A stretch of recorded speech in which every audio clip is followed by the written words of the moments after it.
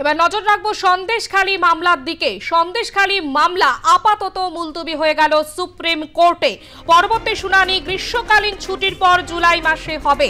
যে খবরের দিকে আমরা নজর রেখেছি, সন্দেশখালী মামলার শুনানি আপাতত মুলতবি হয়ে গেল সুপ্রিম কোর্টে।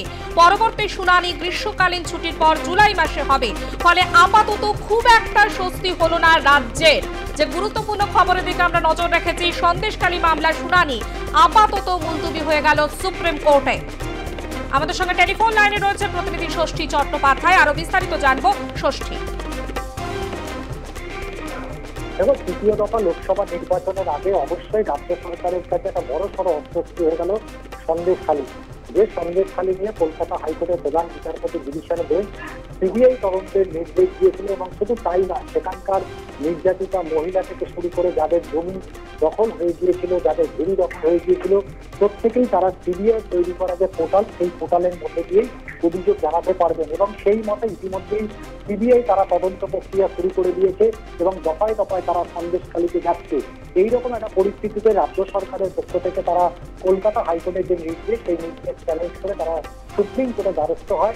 এবং আজকে সেই মামলার প্রথম পর্যায়ে শুনানি হওয়ার কথা থাকলেও রাজ্যের তরফ থেকে বিশিষ্ট আইনজীবী তথা রাজ্যসভার সাংসদ অভিষেক মনু সিংভি তিনি রাজ্য সরকারের হয়ে আদালতে জানান যে তাদেরকে আরো বেশ খানিকটা সময় দেওয়া হোক, অর্থাৎ আগামী সোমবার যাতে এই মামলার শুনানি গ্রহণ করা হয়, এই মর্মেই রাজ্যের তরফ থেকে আবেদন জানানো হয়েছিল।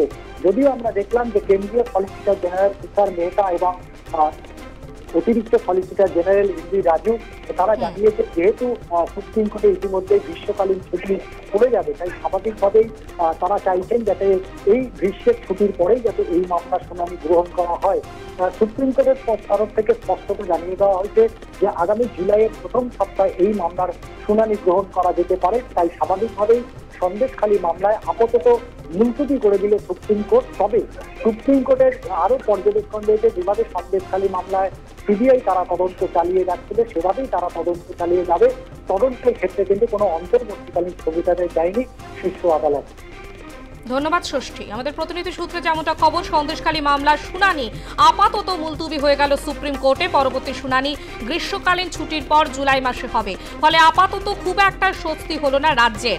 রাজ্য সরকারের তরফে আইনজীবী অভিষেক মনু সিংভি শুনানি পিছনোর আবেদন জানান সোমবার। কিন্তু গুরুত্বপূর্ণ তথ্য এসেছে যা শুনানিতে পরবর্তী ক্ষেত্রে প্রাসঙ্গিক হতে পারে বলে জানান তিনি।